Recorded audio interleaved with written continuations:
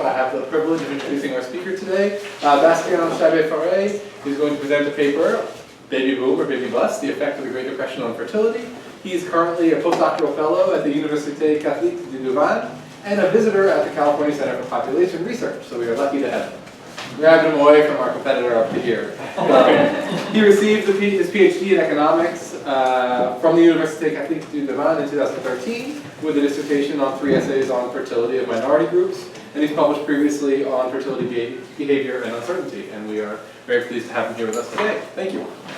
Well, I should say we usually go to about 1 o'clock, and then we'll have 10 minutes or so for questions afterwards. People may interrupt you as you go through.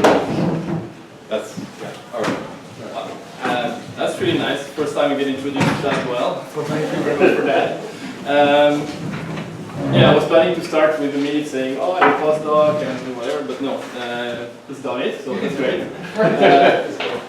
So I'm working on this project. It's quite preliminary, so really feel free to interrupt and ask questions and give feedback or give ideas, crazy or less crazy, whatever, because it's really the beginning. I'm working on this project with Paola Gopi, who's also a postdoc fellow at Université Catholique de Louvain. And okay, it's about the baby boom in the United States, post-war baby boom. So something that you should be aware of and studying a lot in the demography department, I guess. So I won't spend a lot of time on the descriptive part of the project, because I think you're aware of many things in that matter. But still, I wanted to give a motivation for that talk or for that paper. Is that the funny thing we see looking at fertility patterns over the course of the 20th century is that we observe large swings in several indicators. First, the birth rate that I here depicted is the birth rate taken in Mitchell 98. I depicted at the same time as the completed the children ever born measure that I have rescaled 25 years later just to show that maybe at the beginning of this part we thought at the beginning of the century we thought we were on a declining trend, and at some point we have this huge surge in both birth rates and completed fertility, and then followed by what we call a baby bust again. So the puzzling thing here is, why didn't we go like straight down, like slowly? And that's basically the question of the paper. And we don't really know much about it. Just to document it a little bit further. So I will be looking in this paper at mainly completed fertility, because as you saw from before, completed fertility follows really well the birth rates. So you cannot really claim it's a story about timing. That some women were postponing births at some point and then having them earlier, and that on average for a cohort the fertility has gone down like steadily. No, it's not the case. Even for completed fertility there is a huge bump. And so what I will look at really precisely is why for these cohorts who were born in 1910 to 1915 we reach a really low peak, while for the cohort born in 1935 we have this huge bump. Okay, that's basically the question that we ask in this paper. Why should we care? I think I don't have really to explain that for you guys, but still, so one of the big issues is the change in the age structure. So you can see here this expanding part in the age pyramid of the US in 1950, going up and up and up, amplifying all the problems that we know for an aging society. So that's one of the many reasons why we should care. Another reason is that we don't know much exactly about why this baby boom happens. Actually, we have plenty of hypotheses, and none really, escape all criticisms. So that's how we started. We need to come up with an idea that is a bit that makes a consensus here. So that's what we're going to propose, and then really feel free to give feedback on that.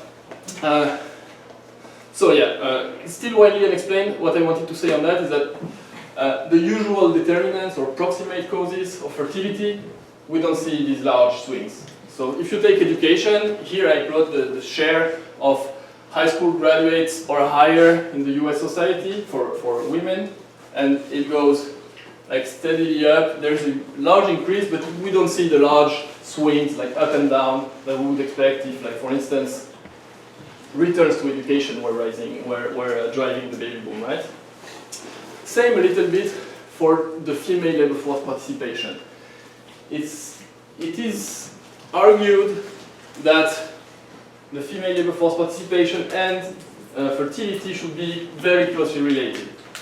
And some people have argued that the fact that women started to enter the labor force during the Great Depression or during World War II kind of had an effect on subsequent generation, like crowding out younger women out of the labor market and thus inducing a baby boom.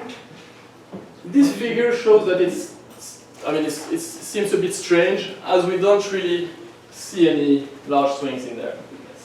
How do you define a labor force participation for a birth cohort? Is that over a certain age? Exactly. What I'm doing is that I'm pulling all the census waves from since 1920, and I'm taking the ratio of women answering yes to the labor force participation question over all the women I observed in the age group 20 to 39.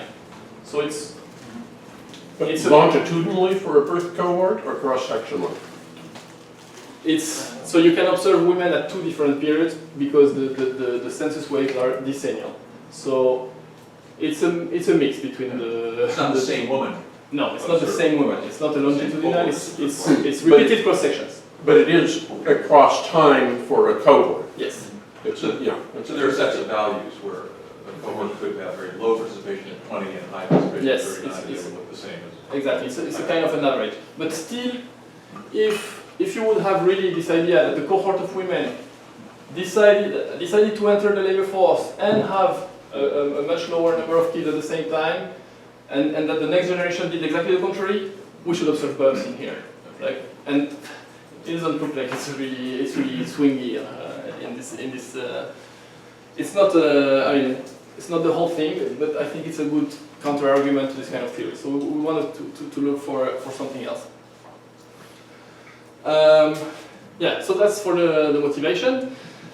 So our story basically is that there has been a large debate about, fertility being pro-cyclical or counter-cyclical, and our idea is that all the mixed evidence on this topic comes from the fact that we don't manage to really disentangle the trend from the cycle in fertility. And so what we want to claim somehow is that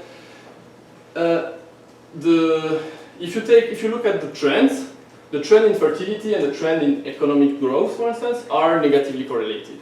But then if we manage to really extract the cycle from that, cycles of growth and fertility should be positively related. That's the main argument we're going to push for. The big idea is that this context of declining fertility, it comes from several reasons. One is the large decreases in infant and maternal mortality, which we argue were conducive of the large decline in fertility that we know as the demographic transition, right? As well as rising returns to education, which could influence fertility. In through several mechanisms. I state here three of these. The first one is the rising opportunity cost of female time. So if returns to education, and particularly to female education, rise, then women going to start having more education. It will be costlier for them to have large families.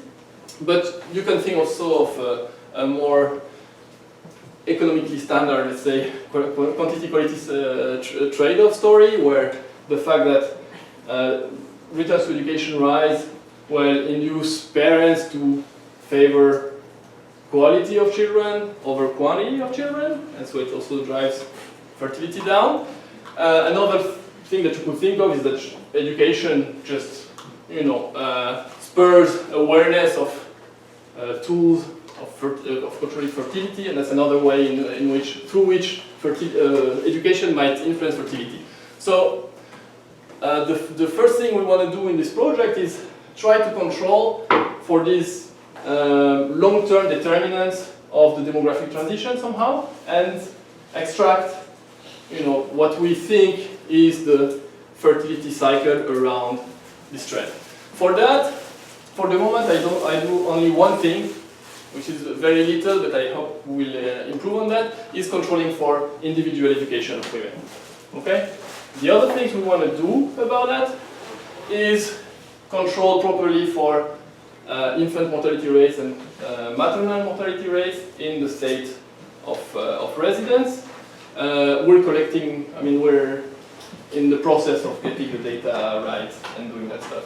For the moment, it's not in the paper. Okay, so once we did that, we're left with a pro-cyclical behavior of fertility. During cohorts that were fertile during the Great Depression had a bust. Then those who were fertile during the post-World War II growth era had a baby boom. And then after that returns to slower growth rates. In the 1970s, you should observe a bust again. Okay? Yes. So on the first piece, it's sort of there are these trends in women's education and mortality that you showed us that this education is pretty, there's not bumps, it's not bumpy, as you said. But and education could matter because it affects fertility control, but there's also a political environment of fertility control, and there may be more or less access to methods of fertility control over this period. Do you think of fertility control as linear in this time, or is it also, apart from knowledge, is availability variable in this period? It's a good question.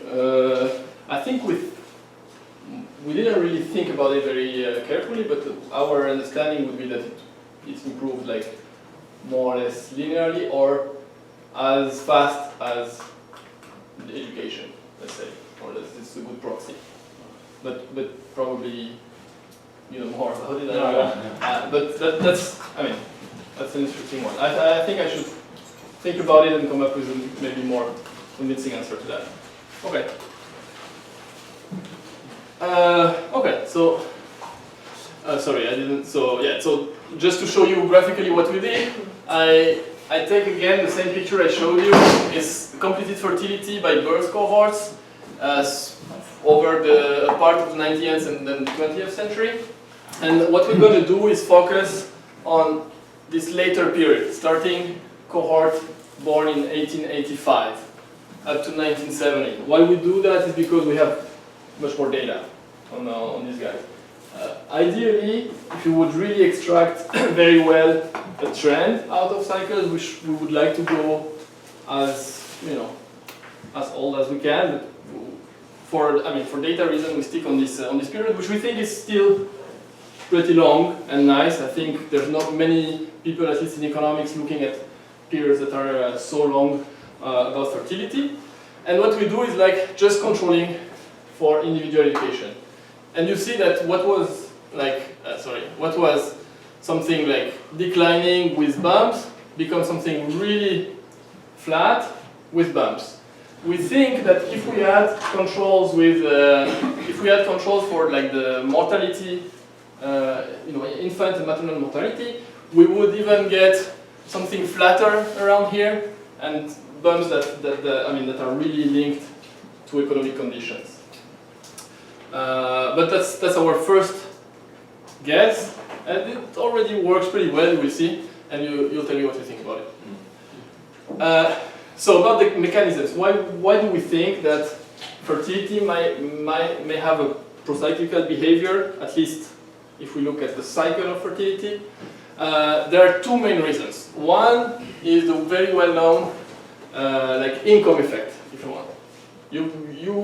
As the economic cycle goes down, you have a loss in income, and in the Beckerian theory of fertility, you have less money to spend on children, so you choose to make less. Like children are normal goods, you know. So you cannot afford as many children when you lost your job, for instance. So that's why you lower fertility. For that to actually work, we need to make a few more assumptions. First, that either the business cycles are big enough so that we have a shock on lifetime income, okay? Because like business cycles are only transitory shocks. Or the other argument would be that there are credit constraints, which, you know, in the periods that we're talking about, seem also quite plausible. So the assumption we make is somehow that you cannot smooth perfectly income across fertile and non-fertile years. And if this is the case, then even a transitory shock, like the Great Depression, would have an effect on your completed fertility. Then the second mechanism, which is kind of, yes. So I'm thinking of the lifetime income effect. You could also say that Becker would say, well, if you have a negative shock to lifetime income, you expect fertility to go up and quality spending to go down. But in fact, we look at the education and there's no change. So as in the Beckerian theory, I think we would say that fertility is a normal good once you control for education. So once you take constant the returns to education, the price to quality, then fertility is a normal good. So that's what we're doing somehow, controlling for education. But education is supposed to be endogenous. It's supposed to be endogenous, but what maybe the argument is that... maybe what you're saying is right, I'm not sure, so I'm thinking about it. Let me rephrase or add on the argument, we're speaking about cycle if you want. So somehow we're thinking of a world where the decision about education or quality are really long term, and so somehow should not be affected by transitory shocks, and that only fertility, which is like a decision that you need to take at a given point in time, is constrained. So that's maybe another way to put the argument. Okay, we can always come back. Sure. The second type of mechanism which we think, and we think it's actually maybe the most important one, is the one about the uncertainty about future conditions. So basically what we argue here is that if there is a crisis, it's not only those who will actually lose their job or lose some income that will actually modify their fertility behavior, but many more people would, just because of the risk, the increased risk of losing some income or losing the job. So that's what we think really drove the baby boom and subsequent baby bust, through which, like very specific mechanism, we think that, the assumption we need to make is that we have incomplete markets, so that you cannot perfectly insure against the income shocks, which again, when speaking about the Great Depression, seems pretty fair. You didn't have really an employment benefit, nor anything like that. And then you may think that in this context, you have an option value of waiting, meaning you prefer to wait for the uncertainty to be resolved, knowing whether you're going to lose or not your job before taking a decision, right? And that would lead to marriage and birth postponement. And actually, this has been documented quite well, that during the Great Depression, age at marriage really skyrocketed. It's from early 20s to very late 20s. And so that was the very mechanism through which people, women and couples in general, actually managed to control, to lower their fertility in this period. Okay? So in that spirit, do you find, the residual cyclical element of fertility, is that driven by first births? Sorry, say again? The residual cyclical element of fertility that you showed, is that driven by first births? If marriage is the mechanism? We don't know. if it's because we don't have birth parities. We're looking at completed fertility, so we don't really know. But separate studies, like other papers, not by us, look at really age at marriage, which is a good proxy sometimes for age at first birth. the Great Depression, and it's cross-state studies. So the states in the US where the crisis hit hardest are also the states where the age of marriage went up by the largest amount. So that's really consistent with that story. And that's basically what we're going to push for.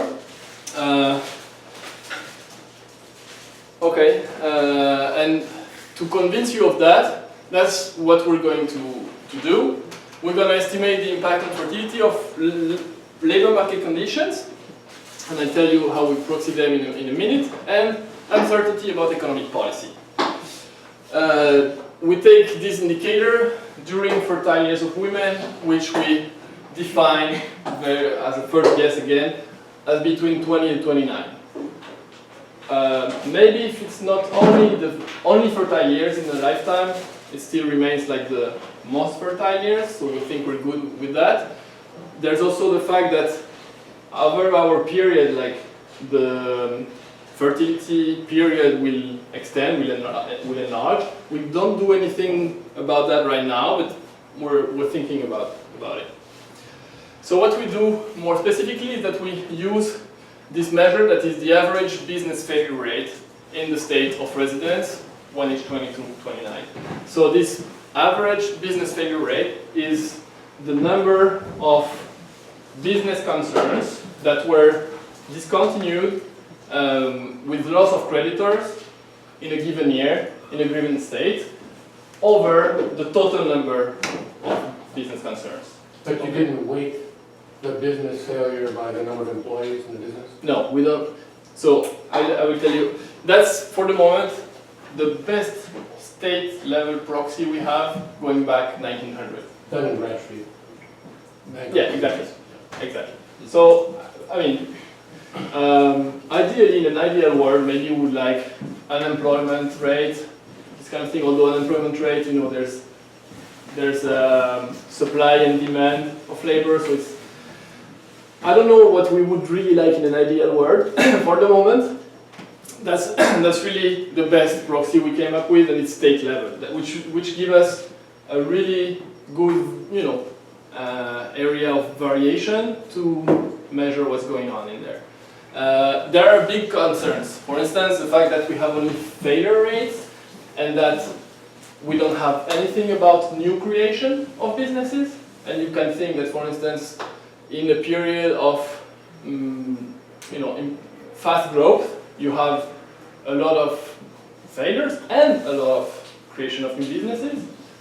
It could be if you have structural change, for instance. If you switch from small grocery stores to Walmart. Well, none of Bradstreet has numbers on new listings. Not back then. I think, I mean, for the moment what we've seen is that we... In their New York offices, they have. Yeah. I've seen it there. In fact, you can get the names of every one of those businesses. Yeah, I and think then you could, okay. if you wanted to go to work. Okay, I'll look it up again, but for the moment, that's the best we came up with. Do they capture farms? No, it's mainly urban. So that's another caveat of this measure. So we don't really like this measure, I must say, but really it's the best we came up with. Yeah, for the moment it's really the best we came up with. I think like the Dunstan Bradstreet stuff, it has some more detailed details on creation of new businesses and this kind of thing, but not for all states and not since like 1900. Okay. The second thing we're using is this economic policy uncertainty index. It was released, I didn't show it here, by Baker, Bloom and Davis. Basically what they do is a news-based index. They look at newspaper articles that mention uncertainty about economic policy, that they grade 1, and they divide by the total number of articles that mention economic policy. And this way they come up with a measure of nationwide, that's the caveat here, I don't have it disaggregated by state, so it's only a nationwide measure of economic policy uncertainty. Why would we think that this economic policy uncertainty matters? Is that maybe it doesn't matter directly for like workers, but it matters for businesses. If it matters for businesses, then it matters also for the pace at which people are hired and fired. So I think here we have a good proxy. The only problem we have is that we are looking to try to find a way to disaggregate it at a more finer level on the geographical plan, like at least region. Okay, but for the moment that's what we're gonna do, and we're gonna use a fixed effects estimation strategy. So basically, using a business failure rate, we're gonna exploit cross-state and cross-cohort variation of fertility, and using economic policy uncertainty index, we're only gonna use cross-cohort, cross-year of birth variation, which is kind of weak for the moment, but that's the best we can do right now. We're working on the next step. I got stuck back on the question about farms. Oh. And I'm wondering whether there's foreclosure data, because foreclosure data also might be almost as good as business failure rates, maybe. Be interesting to look at it, because I would think it would have been tracked. Yes, I know that some work has been done, even at a finer level, like county level, for specific episodes, like the Dust Bowl. So for the Dust Bowl, we know what counties were really impacted and which counties were less. I don't know of any data that is really, that on a long series, but it's a good idea. I'll try and look it up. Yeah, and so basically we're gonna, go through all the fixed effects that we can put, and the best we will be able to do is use cross fixed effect 5-year plus cohorts times state of residence. So for the moment that's the best we can do. Yeah, just to show you graphically what we're doing, the blue line is the one I've shown you before. It's the computed fertility by birth cohort. Okay, it's exactly the same as you saw previously, it's just a bit zoomed in. And I plot the two series of indicators I will be using. So in red here, it's the business failure rate. Okay, it's already plotted by birth cohort, so it's the average business failure rate for women when they were 20 to 29, plotted by birth cohorts. And you see that it goes up during the Great Depression, then goes really deep down post-war, actually during the war and post-war, and then up again. Here is the uncertainty, and the uncertainty kind of follows a little bit business failure rate. So there's some kind of, inertia of economic conditions on uncertainty, and so you have really high uncertainty for women who are fertile during the 30s, basically, and then very low uncertainty here for these cohorts that were fertile during the post-war World War II growth era, and then uncertainty goes up again. Why uncertainty goes up again so much?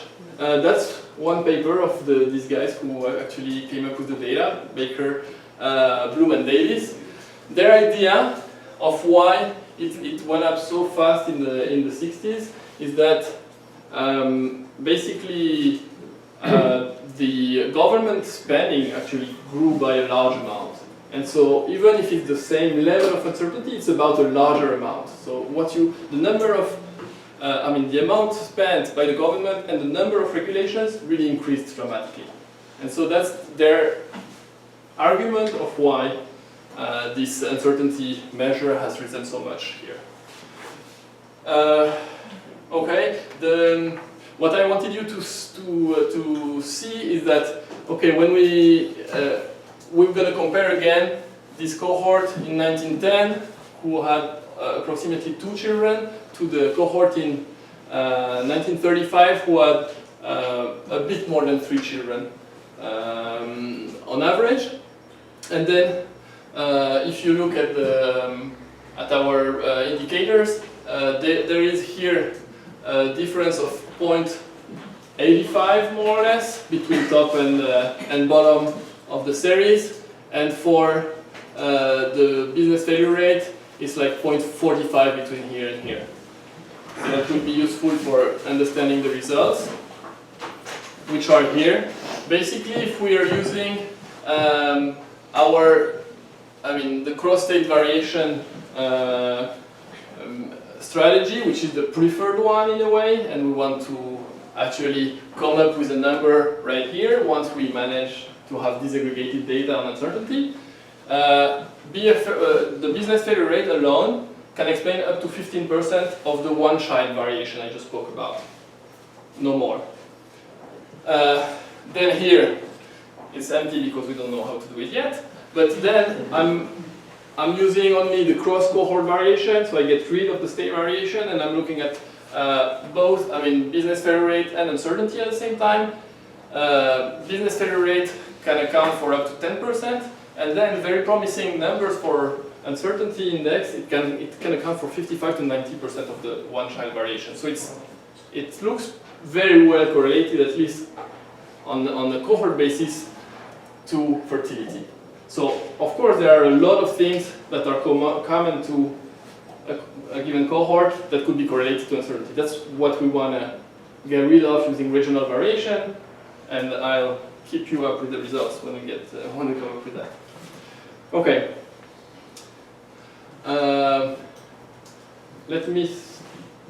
How are you doing on time? Good. Like 20 minutes to go, right? Or something like that.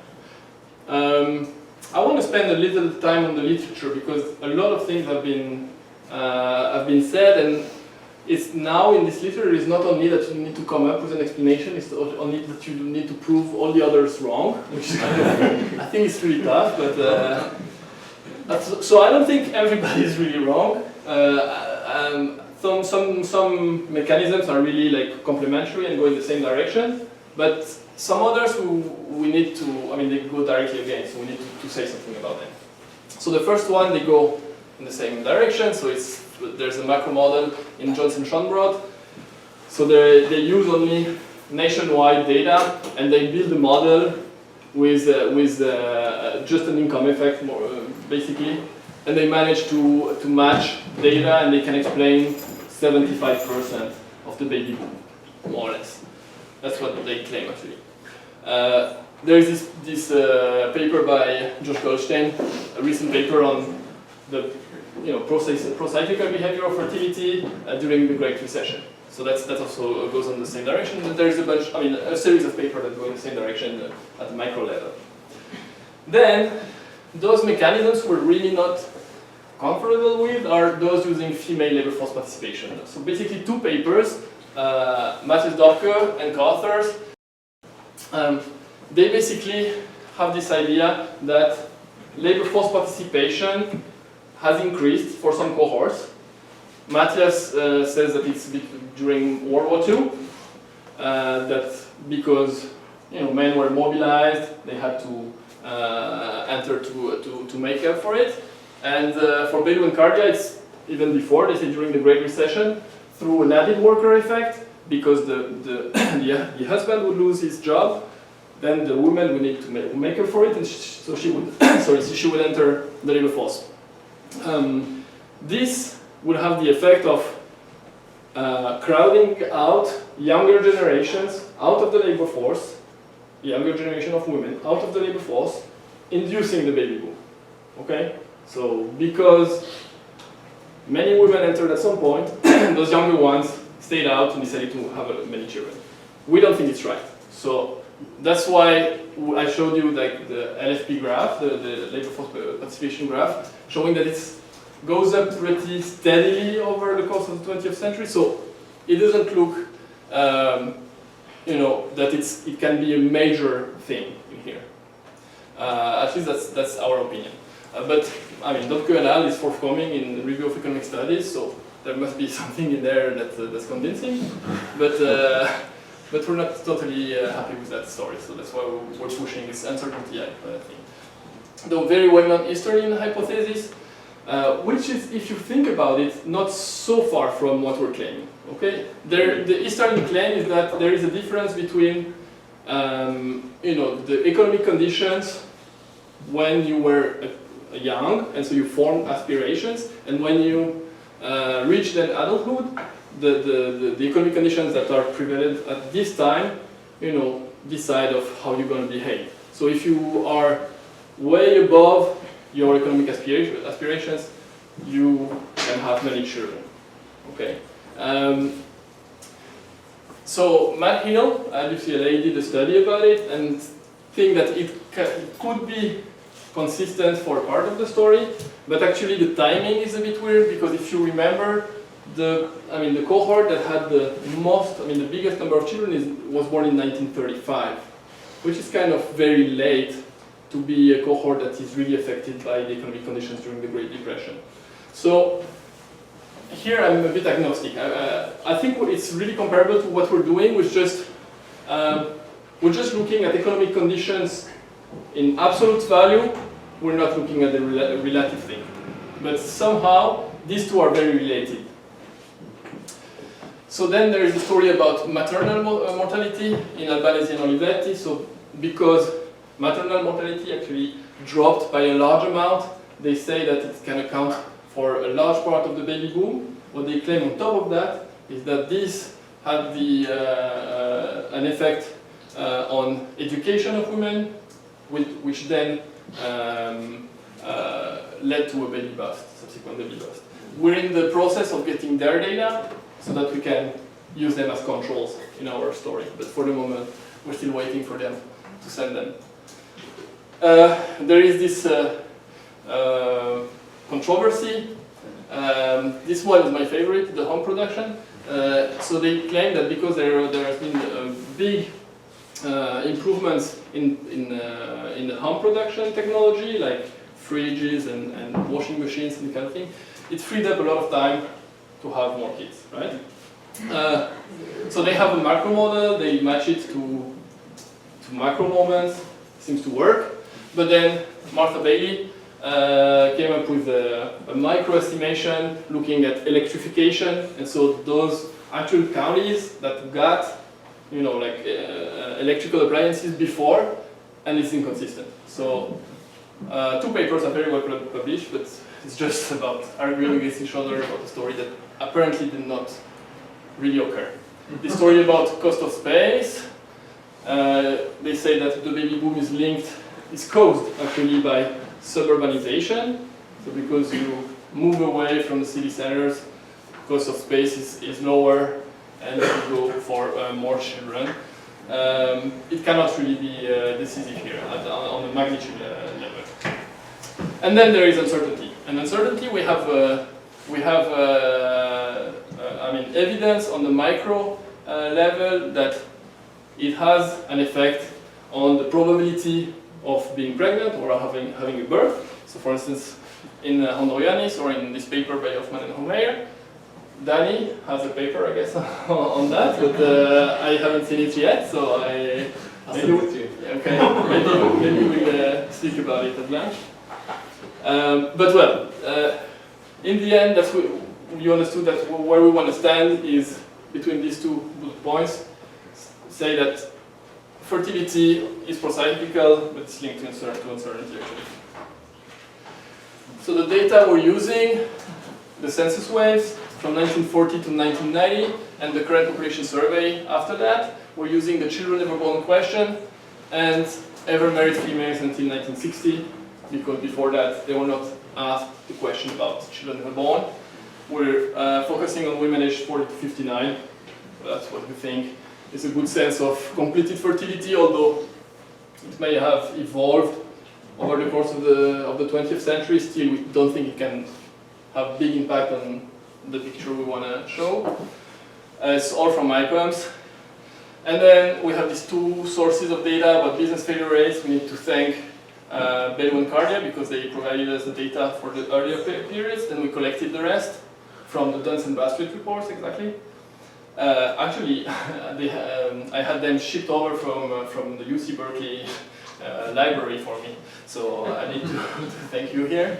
And the economic policy uncertainty index is online on the website of Nick Bloom. So just to have a look at the data, that's what the cross-state variation of business failure rate looks like. So it goes all over, right? So I think we have enough cross-state variation to use, and it's convincing. The only really great compression is during the war, which you think, during the war, indeed, there were less business going bankrupt because, like, the state did not let it happen. And then I wanted to show, that's the data about uncertainty, just to show the correlation. I plotted with the birth rates, and I mean, so that's only nationwide. You see here that we have this big spike in uncertainty right at the time when birth rates were really at their lowest point. Okay, so now I think I'm left with showing a few results. That's showing completed fertility by census regions to show also that, using cross-state variation has a sense, because fertility in different regions of the US was really not the same. Particularly in the earlier periods, and you have some kind of compression in the variance, but still it was very different. If you look at the southern states, they were on top, and then the most industrialized were here. So that's somehow what we're using in the main specification, right? Okay, so as I told you, two kind of specifications. The first one is using, it's the business failure rate in the state of residence for a given year of birth. And so we're using these two types of variation, cross-state and cross-cohort. And so we can add state fixed effects and birth year fixed effect, which is kind of very strong. And then a second kind of specification when we get rid of the year of birth fixed effect, and we're left with cohorts. So cohort, when I say cohort, is 5 years of birth that I pull together times state. Okay, so I'm looking at every state times 5 years of birth cell and estimating this equation where I have my two indicators, individual education and fixed effect for age at interview, because we think that being interviewed at age 40 or 59, kind of varies systematically, so we control for that. Okay. And sorry, I will show you basically B1 and B2, beta 1 and beta 2. So that will be the coefficients of interest.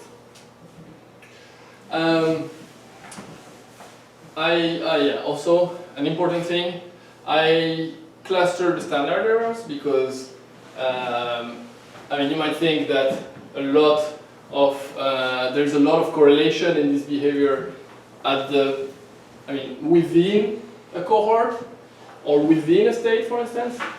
So I guess the ideal way of dealing with that would be to go for two-way clustering, cluster for cohort and then state of residence. I'm not there yet, so what I've done till now is cluster at the birth year level, then cluster at the state level, and I show you both. The significance of the results change a little bit, not for uncertainty though. So that's the first regression. So it uses the cross-state, cross-cohort variation, it's business failure rate, and here I'm just adding over control. So it's like the row correlation, then adding individual education, then adding state fixed effect, then just birth year fixed effect, then both fixed effect, and then the one with the cross fixed effect. So the coefficient is around, 0.3, let's say, and then as you add the birth year fixed effect, it goes down really sharply, which is kind of expected because you may think that a lot of the pro-cyclical behavior of fertility actually happened, at the nation level. So if you're plugging in a birth year fixed effect, you're removing a lot of this variation. And then you see that the coefficient is still of the right side. It loses significance if you look at only like the state and cohort cell. So very little amount of variation. So that's from this table that I take that the business failure rate alone can account for up to 15% of the one-child variation.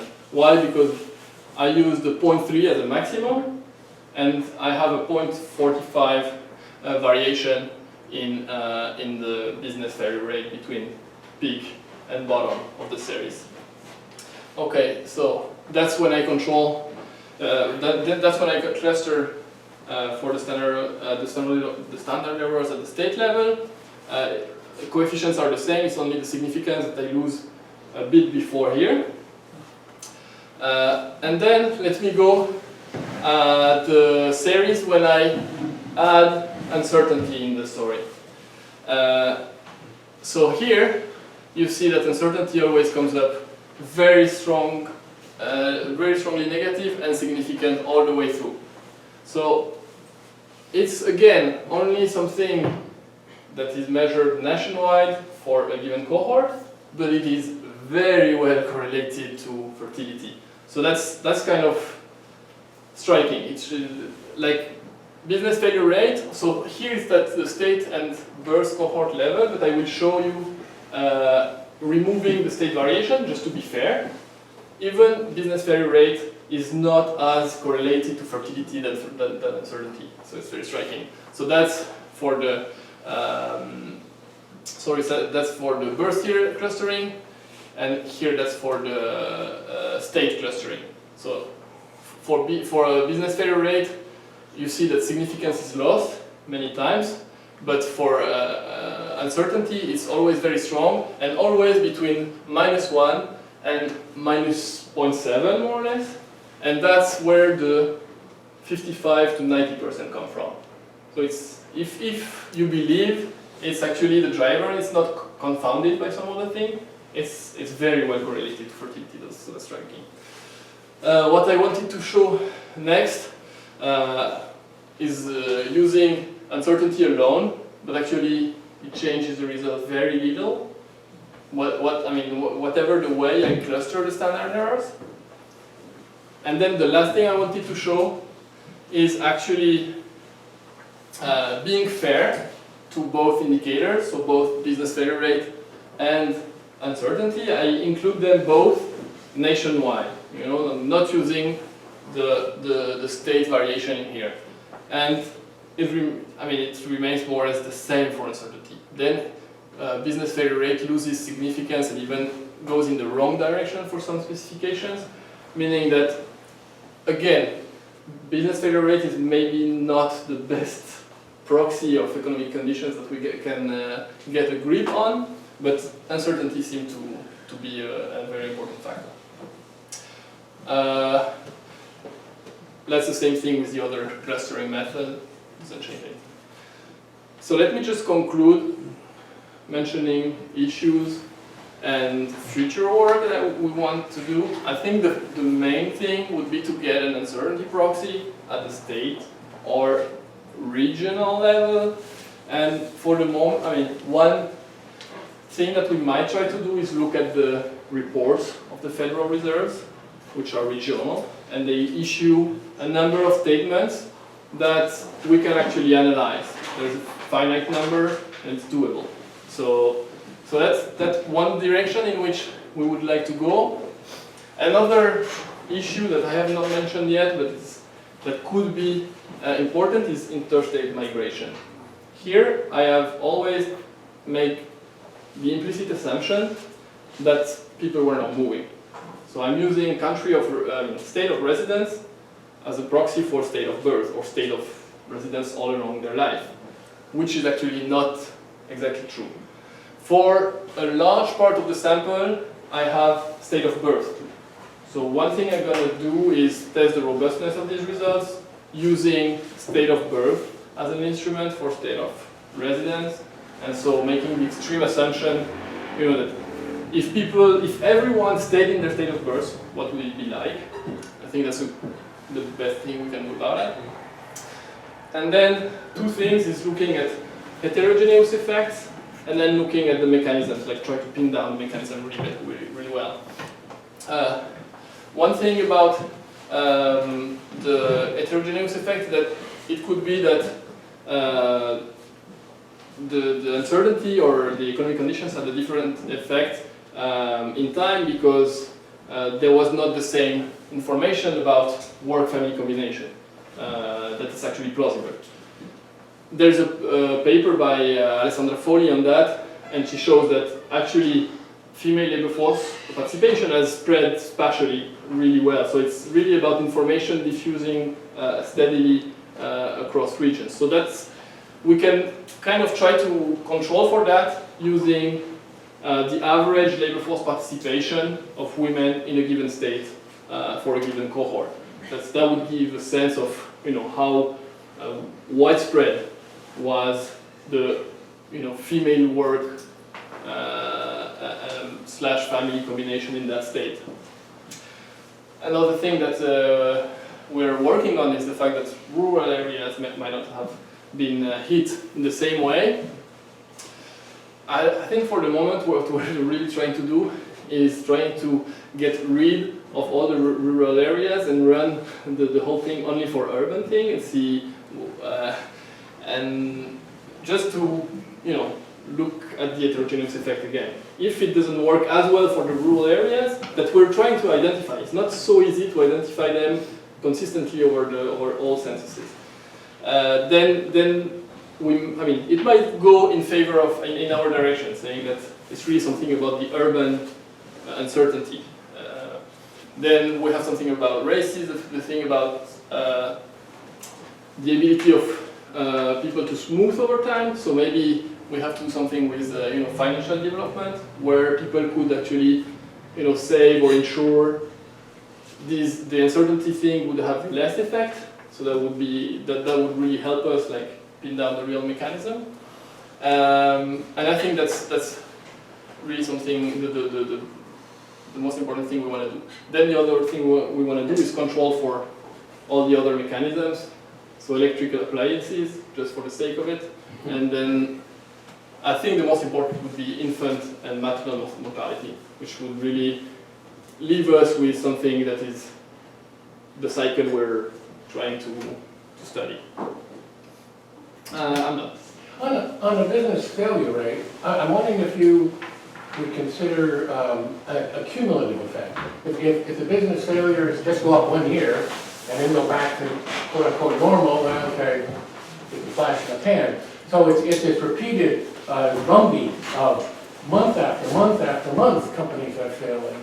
So you want to accumulate them and maybe even have a bit of a built-in lag there. It's not just I'm not going to delay my marriage that I'm going to have on Monday because the company failed on Friday. No, it's more like that's an excellent point. For the moment, we're using the average kind of default thing. Average between 20 and 29. But I mean, it's true that the length might be more important. Like that, you don't really care for the uncertainty being, like really high 1 year if it goes really down the year after. For the same average, I think the effect would be larger if the uncertainty was mild, but for a longer period of time. So I think we can I think try to come up with a measure that gives a better sense of what you're saying. I think it's right, but for the moment we're not done yet. But it's a good idea. I have a couple of points or questions. First of all, I would look more closely at Easterlin. And I don't remember the 1976 cited, but there was the big thing was his book, which was in 1968, which has the most detail and so on. And as you say, in many ways, this is closely related to his, let's say his orientation. There are a lot of differences in details. Yeah. And I find the way you set it up very appealing, and I like taking out the trend, the education and so on. It's all very interesting. But so Easterlin, if we disregard a lot of the stuff he was talking about that isn't really relevant to what you're doing, but he was really emphasizing differences, economic differences by age that these different cohorts experience. So you have the young versus the old. So you're focusing on 20 to 29. But when is the marginal birth born actually? Maybe it's in the 30s, I'm not sure, because that's the one you care most about, perhaps. In any event, I would, and with the business failure rate, you can't look at any of this, how are the young doing versus the old in 1960 or whatever. So Easterlin's focusing on wage data mostly and using CPS, and that means he can't go back as far as you do, but there's a lot of very interesting stuff in the wage by age by sex and unemployment and so on, which I think would warrant you're looking at closely. I don't find the economic variables you're using appealing, the business failure rate or the uncertainty. I would like to see something more closely related to economic growth or these age-wage profiles and how they change over time. For one thing, I don't know that the business failure rate isn't associated with the industrial structure of the state. There may be states that have industries that are less cyclically sensitive and others that are more. In fact, sometimes that kind of information is used to develop instruments in work these days. So, and then the last thing is you need an explanation, which possibly this is, that works in Canada, Australia, New Zealand, and the USA. All the English offshoots have pretty much the same story. Oh, if you just give me a minute. So about the Easterlin hypothesis, I think we can do something because it's, if we're looking at, for instance, relative uncertainty between childhood and young adulthood, that would be exactly what Easterlin suggests, right? And actually, we're using only the numerator. That's what we're doing. If you look at the Easterlin hypothesis, if we just divide it by what was the uncertainty level when they were children, we can look at both.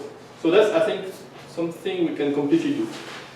If the indicators are not really convincing, it's harder to do anything about it for the moment. But for sure we can compare it to growth and growth rates, at least on a nationwide level, and to unemployment rate starting, at least for a sub-period, not for the whole period. But I think that's, in the spirit, that's where we want to go. Like compare it to more standard things, at least at the nation level, and then use these indicators only because they give us like the state disaggregation that is so useful for identification. And industrial structure, I completely agree. Actually, we were thinking about, at first, we're thinking about like looking at what were the sectors, because in Dutz and Bradstreet, there's the data about business failure in which sector, what were the sectors that were most hit, and use the industrial composition in each state as an instrument for, like severity of the crisis. Mm-hmm. As a first guess, because it's a lot of work, as a first guess, we're running all these estimations without instruments, like just taking the mere assumption that fertility behavior and like structural change is kind of orthogonal, but very probably that's something that we're going to need to just convince people. So I think we're going there. Then for the other countries, it's a well, there's nothing particularly U.S. specific here, I think. Oh no, of course. So exactly. So you may be fine in that regard. That's At least it's this thing that is not particular to the U.S. It gives us a lot of confidence in this whole thing not being something about the war, for instance, but being something about the Great Depression, because the Great Depression was Yeah. there in almost all countries of the world, except maybe USSR, and I think this is the only one I'm aware of. So, yeah, but if I need to look it up again, but I think Duns & Bradstreet data is available for Canada. That might be also another way of strengthening the story. I think, are we The done? last question, I think we have one more, or we can wrap up. All right, thank you, our speaker.